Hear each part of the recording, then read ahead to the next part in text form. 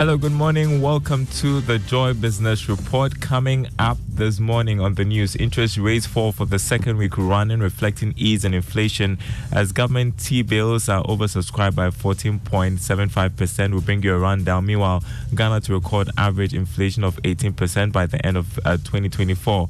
Also coming up, government moves to check borrowing and rising debt stock in 2024 with some fresh restrictions for various agencies and ministries.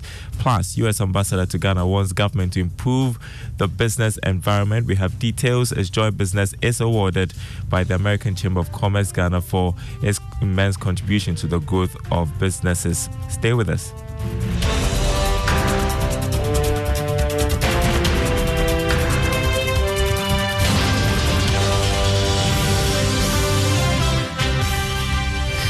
My name is Taro Kwal. Thanks for being with us this morning. Hello to our friends listening from Kof Radio and KTU Radio. Let's get to it. First up, interest rates fell for the second week running, reflecting the ease in inflation. According to auction results of treasury bills by the Bank of Ghana, the government recorded a 14.75% oversubscription of the targeted amount. Here's more in this Business Desk report. Inflation went down to 35.20% in the month of October, signaling that the days of rising interest rates were over. According to the Bank of Ghana, the interest rate on the 91-day T-bill went down marginally to 29.74% from the 29.84% the previous week. That of the 182-day T-bill remained relatively the same at 31.87%. The one-year bill, however, fell slightly to 33.445% from the preceding weeks of 33.446%. Meanwhile, the government received 3.748 billion Ghana cedis from the sale of the T-bills as against a target of 3.266 billion Ghana cedis. About 2.452 billion Ghana cedis came from the 91-day T-bill, representing 65.44% of the total sale. The 364-day T-bill, however, received higher bids than the 6-month bill. All the bids of 726.81 million cedis were accepted. That was a Business Desk report. Now, the government is taking additional measures to help check the country's borrowings and rising debt stock in 2024. These initiatives were captured in the Debt Sustainability Strategy report for the next 5 years. Here's George Affe with more. Government in this new borrowings claims that they have set a new limit for non-concessional borrowings for 2024, which will be pegged at $85 million. This can be classified as borrowings from the commercial market at full interest rates and not from the country's development partners. The Finance Ministry states that this new limit will cover central government borrowings as well as state-owned enterprises and all entities. Government has also announced that it will not initiate new projects and funding from non-concessional sources.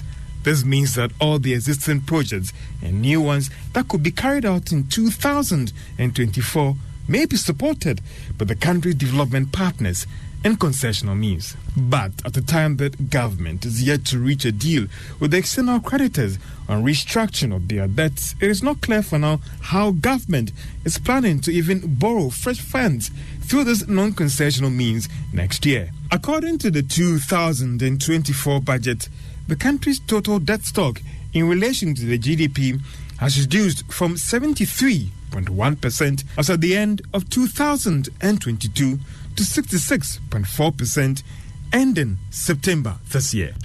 George Affe's report there. Now, a partner and head of financial advisory at accounting firm Deloitte, Yao Latte, is questioning the impact of the 2024 budget tax release on businesses.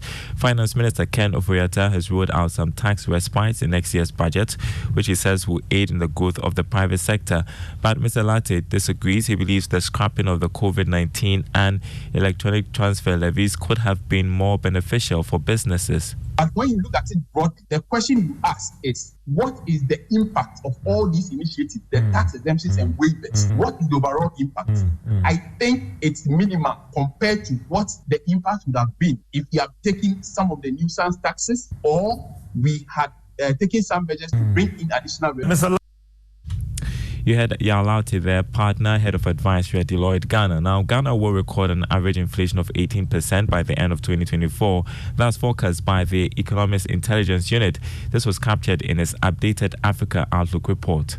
This will be a significant fall from the average of about 38% in 2023. According to the UK-based firm, Ghana's average inflation in 2024 will place it 8th in Africa, but lower than Nigeria. It said inflationary pressures are expected to ease from the more elevated levels recorded in 2023 for all but a small handful of African countries, including Seychelles and Sudan. It added that an easing of consumer price pressures will be a welcome relief for policymakers and households. However, inflation will run strong into 2024 and remain a central story for several large economies, including Angola, Egypt, and Ghana. That was a Business Desk report. Moving on, the U.S. Ambassador to Ghana, Virginia Palmer, says the U.S. will continue to remain one of Ghana's biggest and best business partners in Africa. She, however, wants the government to improve the business environment. According to her, American businesses are extremely interested in trade and investments with Ghana. Speaking at the American Chamber of Commerce Ghana Thanksgiving dinner and awards night, Ms. Palmer urged the government to bring the cost of doing business in Ghana down. Ghana absolutely has the African diaspora community's attention. As our global diversity trade mission to Ghana in August showed, the African diaspora is ready to do business in Ghana. However, macroeconomic stability and trade and investment policies matter to that diaspora just as they do to business people all over the world. Diaspora investors know if others are not getting paid. They know if there's a lack of contract sanctity or if there's an overly aggressive tax collection. I'm being diplomatic. Treating existing investors, you here in this room, well, tangibly improves the investment climate.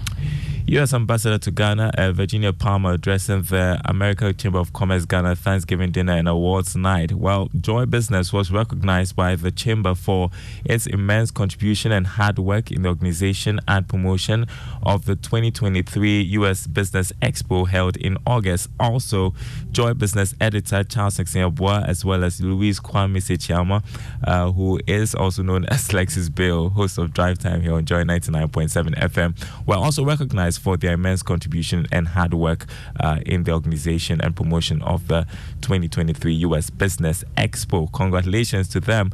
And other award winners were Delta Airlines and Cosmos Energy. Now, government says it will demystify the business environment through its regulatory regime framework set to be presented to Parliament for approval. According to the Trade and Industry Minister, Katie Hammond, his outfit is committed to supporting private sector businesses through technology to contribute to the country's economic growth.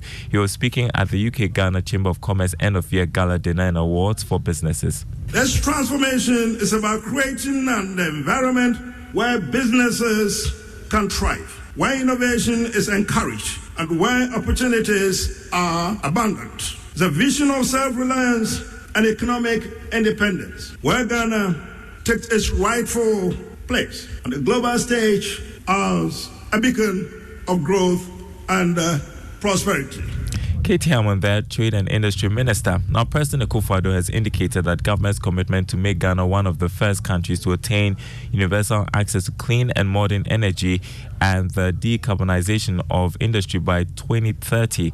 According to him, the country stands ready to achieve this target through the implementation of the Ghana Energy Transition Plan. Though he admits that the targets are ambitious, with about $550 billion needed in the next 40 years to see it through, he is optimistic of its attainability. He has been speaking at the Ghana Energy Awards. This national framework is ambitious, but it is attainable. It is anticipated that some $550 billion United States dollars will have to be raised over the next 40 years, equivalent to some 10% of our annual GDP. This may appear huge, but yet it is less than what would be spent if we carry on unconcerned. Furthermore, the framework will have long-term advantages for our economy, society, and environment. We will be amongst the first countries, both in Africa and beyond, to attain universal access to clean and modern energy. You had the president there, Chief Executive of Pecan Energies Ghana Limited, Khadija Amor, was adjudged the female energy personality, whilst CEO of the Bulk Oil Storage and Transportation Company Limited, Edwin Provençal, was named the male energy personality of the year. You're listening to the Joy Business Report. Let's turn to the stock market. There was a slowdown of performance on the Ghana Stock Exchange last week. However, this week is expected to be better.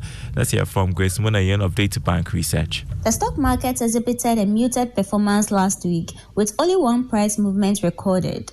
Farm milk increased by 1% to sell at 3 cedis 2 pesos per share. Consequently, the Ghana Stock Exchange Composite Index advanced marginally by 0.11 points week on week to a year-to-date return of 30.76%, while the Data Bank Stock Index closed unchanged at 24.37% year-to-date. At the close of